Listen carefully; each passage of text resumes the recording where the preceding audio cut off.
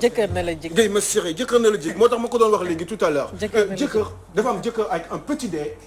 ak jëkkër avec un grand D. man grand D bi yow jëkkër avec D majuscule. eh ma siré. boy. il a fait du bon boulot. tu as fait du bon travail. asu pik nga jàpp.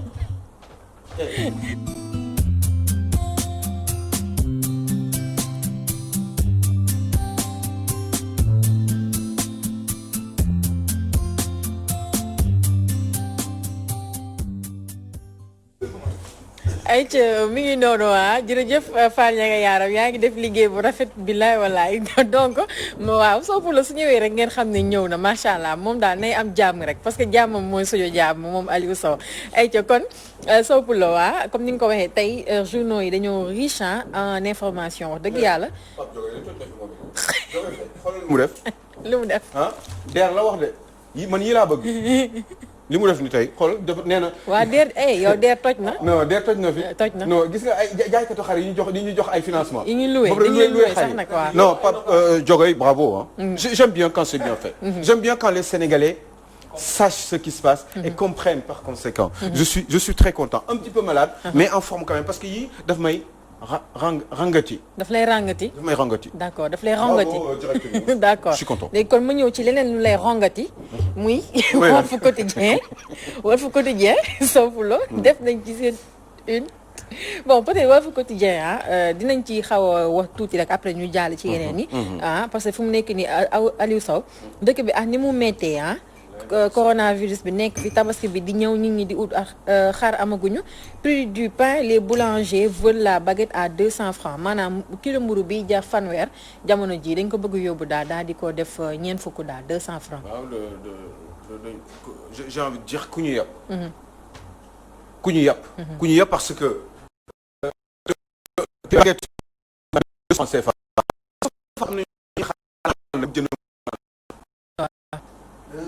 dañuy xaar ba ci suba sa. ndeysaan ñu jënd mburu bu fanaan. kooku nga bëgg ko jaay baguette du jour à 200 francs CFA. je crois que c'est du n'importe quoi. mais c'est du n'importe quoi donc ça voudrait dire que l'État devrait en principe et normalement et même à la limite obligatoirement assumer ses responsabilités. mais en quoi faisant. wane ni moom mooy dogal d'abord. waaye wane ni aussi ni mët na état et puis jóg na pour liggéey pour l'intérêt de ces populations.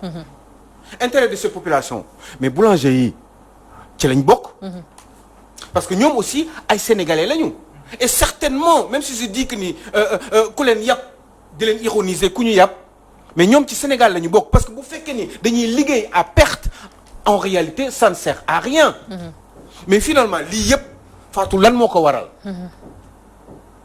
dama leen doon wax ni au Sénégal nous avons 1600 heures 1600 heures lan lañ koy waxee ci olof 1600 waxtu. junni ak juróom-benn téeméeri waxtu la ñu am ci naaj au Sénégal. boo demee dans les pays européens en moyenne ça tourne entre 350 mooy ñetti téeméer. ak genn wàll 350 ak 400 ñeenti téeméer disons en Europe la ñu am ci naaj. maanaam ñun am nañu naaj. pour am énergie solaire am nañu suuf bu doy 200 000 kilomètres carrés la ñu au Sénégal 200 000 kilomètres carrés la ñu nekk ci 15 millions d'habitants. nee naa leen dama àndoon ak sama benn nit d'origine singapourienne ñuy dem yoonu Touba ñuy daw di daw mu gestu après mu yëngal boppam ma ne ko diw lan la. mu ne ma ce n'est pas possible Alioune ma ne ko mais qu'est-ce que tu es en train de me dire mu ne ma non laisse tomber ma ne ko non mais tu vas me dire quand même parce que là apparemment t'as l'air énervé mu ne ma Alioune il y a trop de rien chez vous. trop de rien. Oh, trop de rien. ma xool ko yëngal sama bopp xeeb sama bopp. il est d'origine singapourien. c'est un ingénieur mu ne ma yamul foofu mu ne ma boo leen joxee seen dëkk bi fukki at. ma defal leen ko comme fële dëkk boobu chinois pas Singapour l'autre Chine Hong Kong. Okay. mu ne ma fukki at boo leen ma joxee seen dëkk bi man fukki at ngeen bàyyi ma def lu ma neex man ma def leen comme Hong Kong. wax na dëgg di. kooku ñaari at la ma magee. dama ne on a 1600 heures de soleil par an ici dans ce pays là am nañu énergie solaire dañuy indi rek di gas di indi ndox nappe phréatique da ngay dem ba léegi boo gasee benn mètre génnee ndox Sénégal gi yëpp Dakar moom kenn waxatu ko. donc war nañu mën a bay noor ak nawet. ci lu wér. ma dégg aussi une fois je ne le savais pas mais ci Ahmed Khalifa Niass laa ko déggee mu ne ma mais est-ce que xam ngeen ni y a 5 fleuves maanaam juróomi dex moo am Sénégal waaw ku wax dex wax ndox ku wax naaj wax solaire ku wax solaire di nga bàyyi xel ci suuf wax Sénégal le territoire sénégalais qui fait 200 000 environ kilomètres carrés te 200 000 kilomètres carrés yooyu presque dëkkuñu fenn gis nga sama waa ji nee na y a trop de rien chez nous maanaam fii dara amu fi bu xoolee béréb yi ni mu vidé mais béréb boobu mu ne dara amu fi ñu waroon fi mën a bay noor bay nawet bay lu ñu neex nag lu mën a dundal réew mi. lu mën a dundal réew mi ba ñuy jégg ba ñuy joxe waaw béréb boobu dañu am problème parce que nee nañu seen boulanger yi nee nañu 200 francs la ñu bëgg a jaayee miisu mburu maanaam baguette ou pain mais li tax ñu bëgg ko def mooy finalement fi ma bëgg ñëw ak sama wax gi yépp mooy farine bi moo cher waaw ndax bàyyi nu belet. ndax bay ñu blé lépp nag ndeysaan. mi ngi dellusiwaat ci mbay mi lii laa mbay gis nga ni ma taxee ah non c'est-à-dire ni nga ko fàkkee moo ma neex.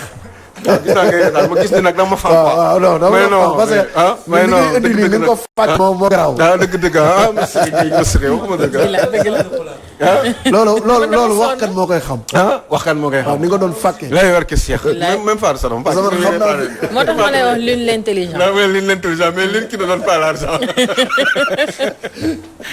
mais l'une qui n'a pas d'argent tout simplement non juste sérieusement pour dire que ni loolu yëpp suuf yooyu yëpp ñu am ndox mi naaj bi yaa ngi dégg waroon di def lu ñu neex di am xoolal di am blé lu mu tudd blé bi ci olof bon dugub quoi dugub bi ñuy defaree mburu ak yooyu yëpp dañ koy am ba doyal nga xam ne farine bi du jëriñ dara nga xam ne kilo mburu wala miisu mburu fukki dërëm lay jar bu boobaa pourtant mën na nekk alors la question c'est de savoir. man damay poser question est-ce que ñun am nañ droit bay.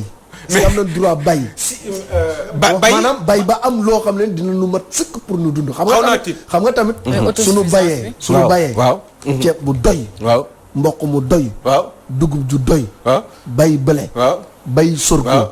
bay saaño. waaw bay suuna. waaw bay lépp. mais bu boobaa gàññe ñu am na dundee. su boobaa dootuñu jëggeeti ab ceeb. te même ceeb xam nga mën nañ ko fee bay. am lu nu doy. yooyu dootuñu jëggeeti. xam nga njëg mi li ñuy jëgg dafa bari. waaw mais bu boobaa. te njëg mi. dafa am lu ci nekk. yooyu yëpp nag kon ndax am nañu ñun kon droit. am nañu droit bay ko am nañu droit bay ko man maa ngi tiit sax bi ngay wax parce que maa ngi yaakaar da nga naan ndax am nañu droit bàyyi. laisser tomber ndax des fois dama koy xalaat man ndax damay sonn mais amuñu droit bàyyi. mais am nañu droit bay. tool yi parce que am nañu suuf encore am nañu naaj.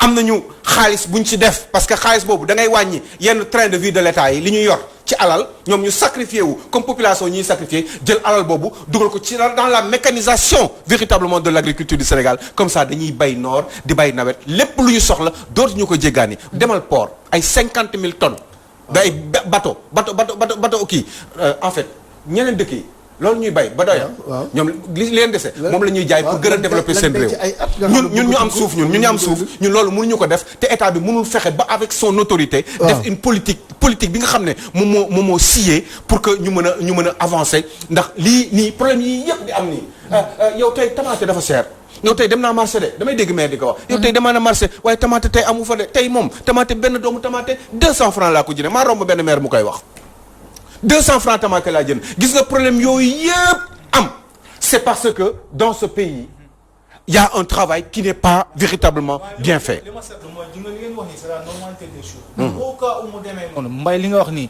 mbay li ñuy bay ak bay ba mais su boobaa y aura des risques qui deviendront les nouveaux pauvres de ce pays. mais xam nga. am na ñoo xam ne nag ils s'enrichissent à travers importation. am nañ droit xam nga Aliou li ngay wax nii. yow xam nga ko man xam naa ko am na ñeneen ñoo xam ne ñoonu ko gën a xam. gën ñu ko maîtriser gën ñoo am position pour def ko. mais xaalis baa ngi fi xel maa ngi fi. xalaat yaa ngi fi duñ ko def. dex yaa ngi fi suuf saa ngi fi. jiwu yaa ngi fi. mais bu ñu ko defee. waaye wuti ay marché vers l'extérieur moo leen di gënal. lan moo tax defuñu ko nag moo tax ma ne. il faut ma ndax tagalee am lan moo nañ tax droit def ko.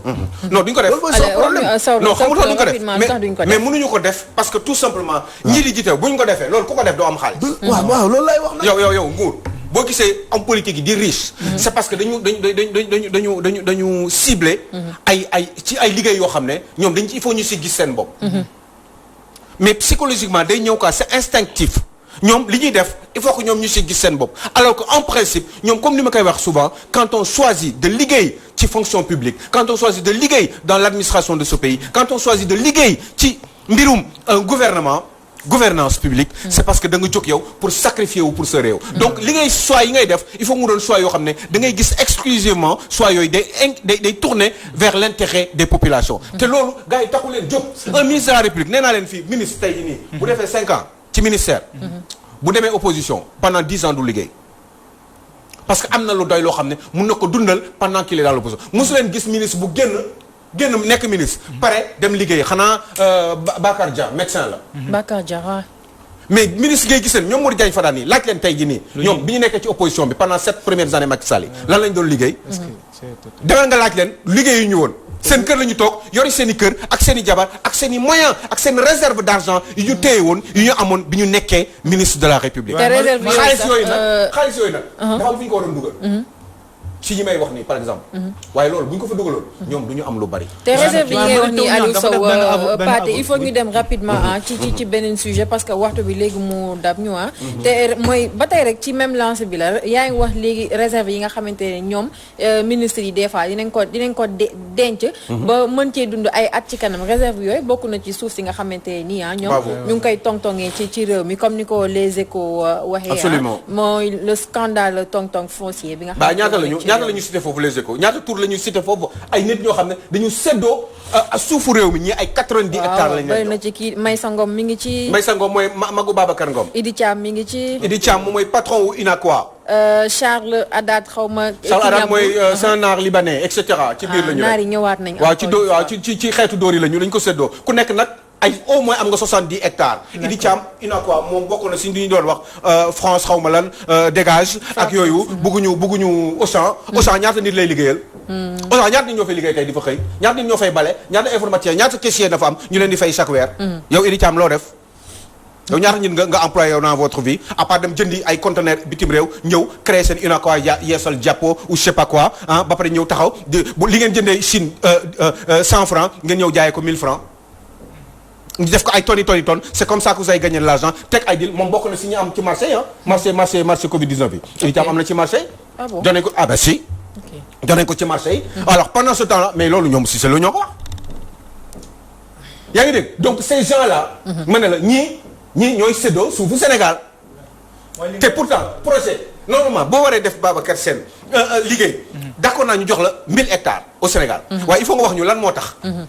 est-ce que ay doomu Sénégal dinañ ci liggéey. est-ce que dina renforcer économie Sénégal est-ce que trésor public Sénégal parce que da ngay gën a fay impôt parce que da ngay gën a gagner xaalis yow chef d'entreprise donc xaalis dina dugg ci biir impôt ci biir service trésor public sénégalais. te xaalis boobu bu gënee bari.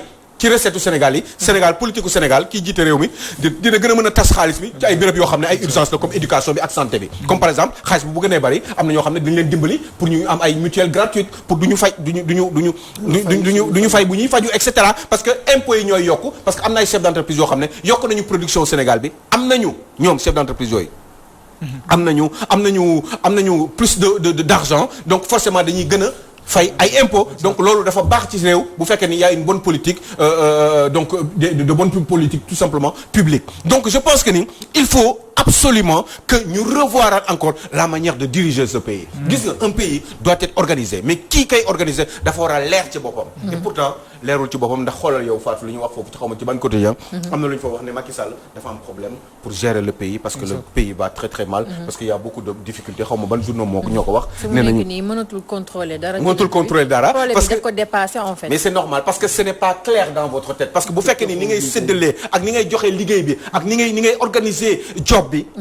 ak yow bi nga yeewoo neenal Fatou man bi ma jógee xam naa fi ma jëm. quand je suis réveillé ce matin normalement ci kàttanu yàlla bu ma reyul xam naa bu baax balaa maa tëdd man suba lan laa war a def toute la journée ba bu may tëddaat xam naa li ma war a defaat bu ko dara fànkul man xam naa ko réew noonu la war a nekk quand on a un projet dans sa tête quand c'est clair dans votre tête yow man Macky Sall président de la République dama bëgg a téye Sénégal lii laa ko bëgg a téye dama xalaat ni ak expérience bi ma am fi ma jaar ak Abdoulaye Wade yëpp ministère yi ma téye toute l'expérience que j'ai acquise je pense que ni man war naa mën a téye réew mi dem naa laaj naa Sénégalais jox nañ ma réew mi toog naa fi juróom-ñaari at waaye man bi ma toogee ci réew mi man am na leneen am na lu ma taxoon a jóg bi may ñëw ci réew mi li ma taxoon a jóg lan la woon est-ce que réussir naa ko ci premier mandat bi waaw wala déet je pense que ni ça n'a pas véritablement réussi au moins ci wàllum liggéey bi parce que gis naa am na quotidien bi wax wàllum liggéey bi ci chômage bi 500 000 emplois man foog naa ni Macky Sall amul sax 10 000 emplois honnêtement parce que da nga koy sentir ci Sénégalais yi surtout que at bu nekk nga gis ni employé chômage bi day gën a yokk parce que ñii di ñëw dans le circuit du travail bëgg liggéey ñoom tout le temps dañuy yokku donc forcément day poser un problème mais admettons nga xalaat dara nga ne man lii laa bëgg a def man ci 7 ans yi doxul mais su ma amaatee deuxième mandat mais ma jéem a corriger sax ma ne man léegi lan moo fi yàq woon lan moo fi baax lan mooy gàllankoor yi ñi ma doon liggéeyal ñan ñoo fi liggéey véritablement ñan laa amoon yaakaar te liggéeyuñu normalement ma génne leen ci circuit bi teg ci ñeneen ñoo xam ne ay Sénégalais lañ même bu fekkee ni opposition la ñu bokk. parce que bu fekkee ni dañu am mbay est-ce que xam nga ni yow boo amee sa kër nii ma soxla ko doon état bu ma neexee ma jël ko. waaw man lu bu ma neexee man état jël ko waaw man état chef de l'état su ma soxlawee mbay bu dee àndul ak man awma droit man ci jekk ak teraanga fexe ba mbay ñëw liggéey ak man parce que mbay donte àndul ak man ci yu bari mais am na fànn boo xam ne mbay mënu ma ci nee naa leen Jacques Chirac am na benn waay boo xam ne da ko doon xas amul lu mu ko doon yàq bi mu nekkee ci opposition bi waa jooju Macky Sall Jacques Chirac bi làqu taayile bi mu gañee waa ji bi mu gañee patron waa ji dafa ñëw jël waa jooju parce que gis nañu Olivier Schramek la tudd moo doon directeur de cabinet de Lionel Jospin président de la cohabitation avec Jacques Chirac liggéeyee ak nit Aliou Sow bëggoon nañ bu baax wax ci ki nga xamante ne ndeysaan mooy Khalil Ibrahima Fall ba tey waxtaanee woon nañ ko ci début semaine bi mais foog ñu waxtaanewaat ko bu baax a baax mais malheureusement waxtu bi daf ñoo dab Sow Poulo moom daal lekk na suuf si yëpp suufu Cambérène yi ak yu demee noonu moom Khalil waaye ñu ngi ñëw ci yow évidence bravo on se donne rendez-vous demain incha allah na la yàlla sàmm d'accord waaw incha allah suba doo ñëw tey la jeudi instant dama voyagé kon on te donne rendez-vous lundi incha allah kon ñu ñëw dem léegi ci rubrique mœurs